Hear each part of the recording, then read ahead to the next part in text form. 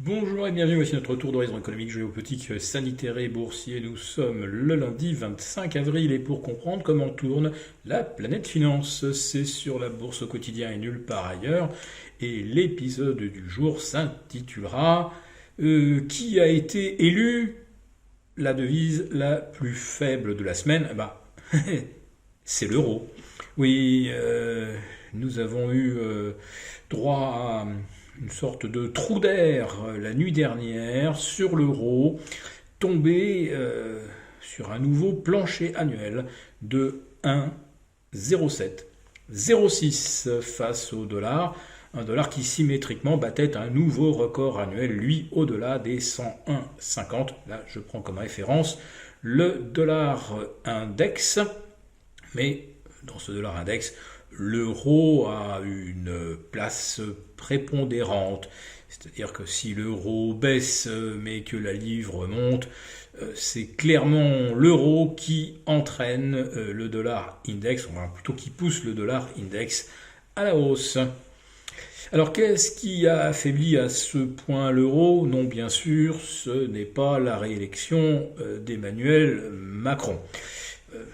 Personnellement, j'ai perdu un pari, je le situais à 57 contre 43 et finalement il est un petit peu au-delà des 58 et demi.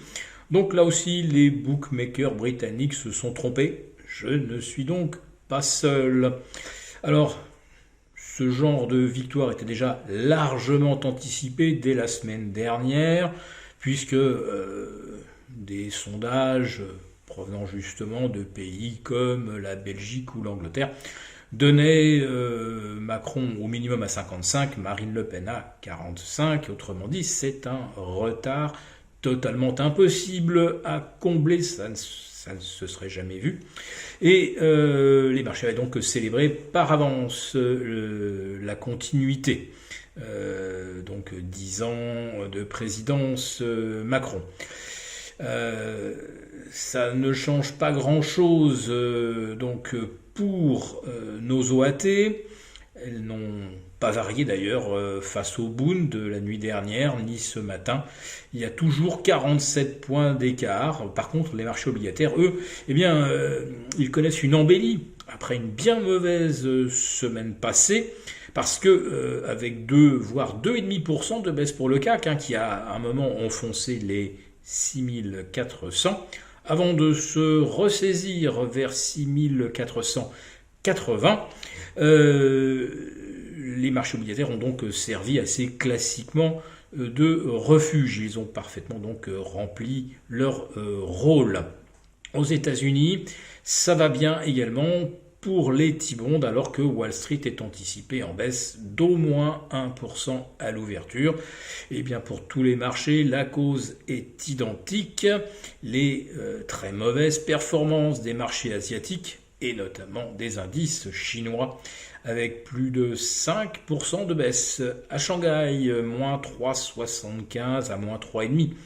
À Hong Kong, et oui, on entend à nouveau des rumeurs de confinement à la chinoise de Pékin, et ça serait le deuxième confinement de l'année après celui de janvier-février pour sauver les Jeux Olympiques. Car il y aurait pu y avoir une pandémie qui frappe de jeunes athlètes en parfaite santé.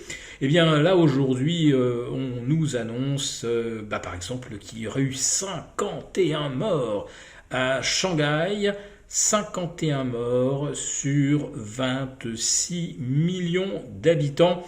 Je ne sais pas combien il y a de zéros avant le 2, mais ça en fait beaucoup. C'est carrément infinitésimal. Donc confiner 26 millions de personnes, peut-être demain 30 à Pékin, parce qu'on craindrait une centaine de morts, c'est hallucinant. Puisque chaque jour, sur une ville de 26 ou 30 millions d'habitants, il meurt forcément 3 à 4 000 personnes par jour. C'est le jeu de la pyramide des âges. Voilà, alors si Pékin se reconfine, bah, évidemment c'est très mauvais pour l'industrie du luxe, parce que les aéroports seront fermés, il n'y aura plus personne dans les boutiques, déjà qu'il n'y en a plus ni à Shenzhen ni à Shanghai. Ça va rendre effectivement, on va dire, le contexte un peu difficile. Et aujourd'hui, ce sont donc nos calls, K-H-O-L, qui plombent le CAC 40, donc avec Kering, Hermès, L'Oréal, LVMH qui perdent entre -3 et -4%. Et puisqu'on parle des calls qui ont été les locomotives du marché parisien durant presque 2 ans, en tout cas durant 18 mois, eh bien, on va voir ce qu'il arrive aux GAFAM cette semaine, puisque ce sont elles qui vont publier. Alors on est déjà à -50 depuis les plus hauts d'août dernier, de novembre dernier, sur Facebook Meta Platform. Google, vendredi, a cassé un très très important support, je crois que ce sont les $200, c'est sur Nvidia, les $200 cassés. Google a donc cassé lui aussi un important support. On voit quand même des signaux plutôt alarmants sur des valeurs d'importance majeure. Ça, c'est un phénomène qu'il va falloir suivre de très très près, parce que s'il doit y avoir une surprise au cours des prochaines séances, c'est bien avec la confirmation d'une tête-épaule classique sur le Nasdaq. C'est de là que la mauvaise surprise pourrait venir.